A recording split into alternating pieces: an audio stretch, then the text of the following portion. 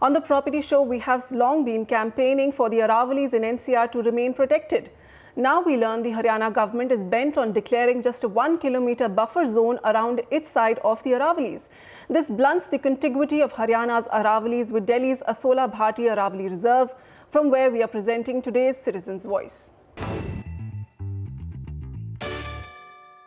I'm here at the Asola Bhati Sanctuary, which is an Aravalli forest that enjoys protected status in Delhi.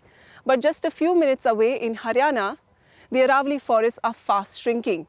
And experts have begun to warn that we are playing with our future. Neha, I want to begin with you. You work a lot on the policy issues of the Aravalli forests in NCR. Just how has the policy manipulations playing out on this region? Now today, this is the last sanctuary that Delhi has. It's the only sanctuary that Delhi has.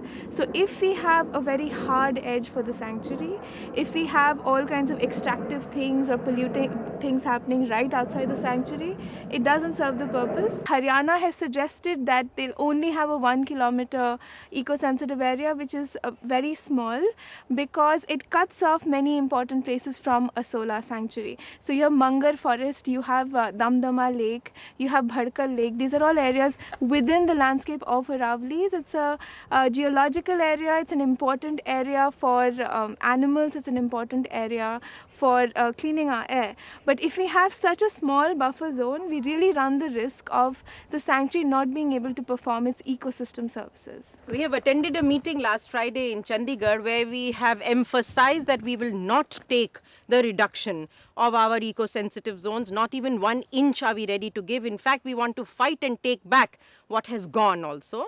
From Asola to Damdama, it's a 17 kilometer beautiful long belt. It's 150 square kilometers, and we don't want to give an inch of that. We want to save and preserve all of it. And I also want to fight. Haryana is a state with just 3.5% of its area in forest. That is miserable. That is beyond miserable. We need to increase this to 10%. Kaustav, what town planners and the land grabbers would like us to believe is that this is a barren area. There's nothing much happening, just some barren shrubs. But how rich is this area you were telling me before? Oh yes, I think this area is one of the most incredible areas I've been to, so close to a very densely populated city.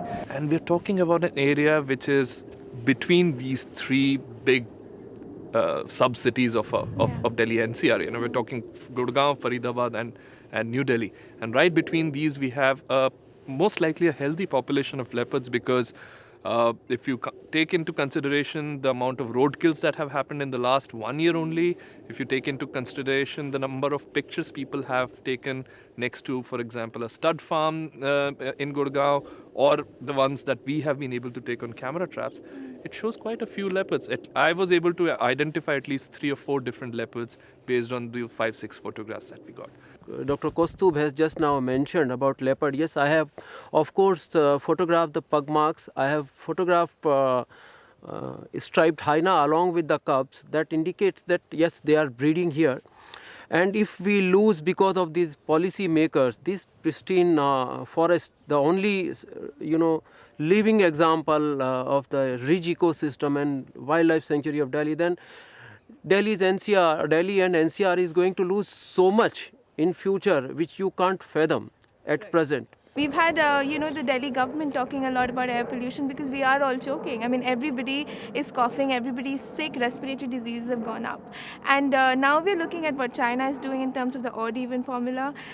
Maybe one day we'll be looking at having bottled air also in the way China does. And what would be the cheapest way, the most effective way to have clean air? It is actually having more trees. It's actually having not just trees on the side of the road, but actually a living ecosystem which performs much more greater ecosystem services. We are setting up air purifiers in our homes today, but that's also a very myopic kind of knee-jerk response. The only way out is to actually preserve what we have. The take-home message from here is that it is a good investment to invest in maintaining and preserving the natural ecosystems. It is a bad investment to get rid of them for any sort of construction or infrastructure, as long as it's not properly, carefully planned.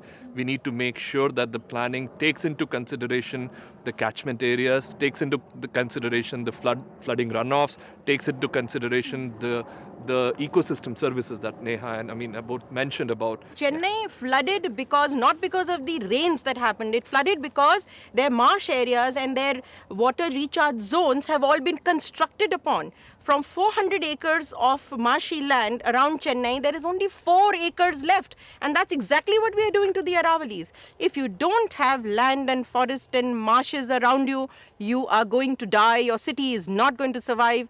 How many billions have we lost in Chennai with one stroke of nature? Remember, nature is way more powerful than you or me. She will find her way and she will destroy us if we mess with her any further. So it's time to take stock, time to wake up, and time to get into action, and every citizen has to fight for this now. So these are citizens directly speaking out to the government, directly speaking out to you as a fellow citizen that it's time to consider the Aravallis in NCR not just as environment activism but as an investment in our future. With camera person AJ Joseph, Vasudha Sharma, NDTV.